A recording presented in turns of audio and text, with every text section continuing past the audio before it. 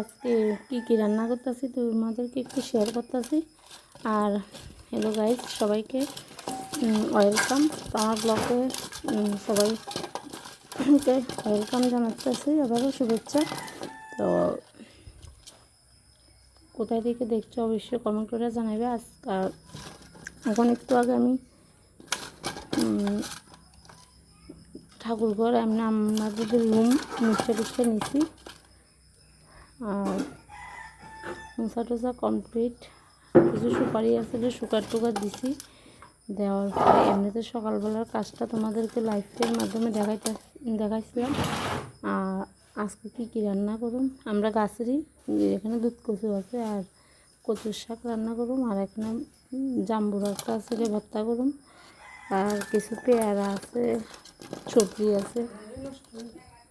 চাই কী দিয়ে রান্না করতে পারি, একবার কাটতে রাখি, দেখা যাক। কিছু বকফুল আছে, বকফুলের বড়া করুন, আনাজগুলো আছে, বেগুন আছে। তো সব কিছুই আছে, রান্না বসামো, কাটটা দেখি। একটু পরে ভাত বসামো, আর তরকারি রান্না করুন।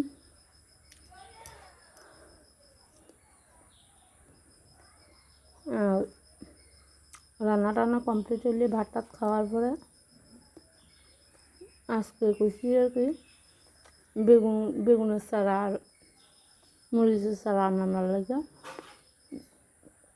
যে জায়গাতে আমরা ট্যাংরা দিতেছি ওখানে ট্রাক্টর আসার লেগে কইছি, যাতে কিছু সবজি টবজি করতে পারি। তো আর আমরা বাড়ির মধ্যে অনবরত বৃষ্টির কারণে জলটা মানে কী কইতাম পুরা মানে বাড়ির উপর দিয়ে অনেক মাটি ধুয়ে নিছে গা। তো আমি লোকটুকু পাইতেছি না, অসুবিধা। এখানে আমি সবাই চিনিও না যদিও, তো ড্রেন একটা করতে লাগবে, কারণ যখন বৃষ্টি হয়ে বাড়ির উপর দিয়ে জল যায় ভালো লাগে না আর কি, আবর্জনা টর্জনা। রাবার গাছের এখানে পাতা টাতা যা কিছু আছে টিলের সব কিছু বাড়ির উপর দিয়ে ধুয়ে যা, তো ঘরেরও অনেক কিছু ক্ষতি হয়। এমনি তো দেখতেছি প্রচণ্ড বৃষ্টিতে এবছর 2025-এ উত্তরবঙ্গের যা অবস্থা মানে দেখার মতো না। তো আমাদের এখানে যদিও ওইখানে নদী আছে, তিস্তা নদী না আরও কী নদী আছে, ওই কারণে পার্শ্ববর্তী এলাকাগুলো অনেক ক্ষয়ক্ষতি হইতেছে। তো আমাদের পাশে এমন কোনো নদী টদী নাই, তবু সেভ আছে। তারপরও যে মানে সামান্য নদী না থাকা সত্ত্বেও যে জলের স্রোত, আর ওইদিকে তো অবস্থা সবার খুব করুণ অবস্থা। সবার একটা স্বপ্নের বাড়ি ছিল সবাই। তো মানে আমরা মোবাইলের মাধ্যমে প্রতিনিয়ত দেখি খুব মানে ভয়ানক অবস্থা। ভগবান তাদের মনের বল দেখ এবং সবাই পাশে থাকবে, এটাই তোমাদের কাছে একটা রিকোয়েস্ট রইল। যারা পাশে আছে অবশ্যই তাদের সহযোগিতা করবে, এবং অনেকেই করতেছে, খুব ভালো লাগতেছে। যে কারণ সবার বিপদে সবাই আসলেই এটাই সে বড় ব্যাপার। তো চারিদিকে, কারণ অনেকের আমরা দেখতেছি ছাদের ঘরও পর্যন্ত ভেঙে গেছে। আর নর্মাল ঘরগুলো তো মানে যাই বৃষ্টির জলে তো এমনিতে গুদাম ঘর তো ভাঙে, ঠিক আছে, তারপরে ছাদের ঘর পর্যন্ত ভেঙে গেছে। কি পরিমাণে বৃষ্টি, কি পরিমাণে যে ক্ষতি হইতেছে, মানে পশু পাখি সমস্ত জীবজন্তু মানে সমস্ত কিছু সবার ক্ষতি হইতেছে।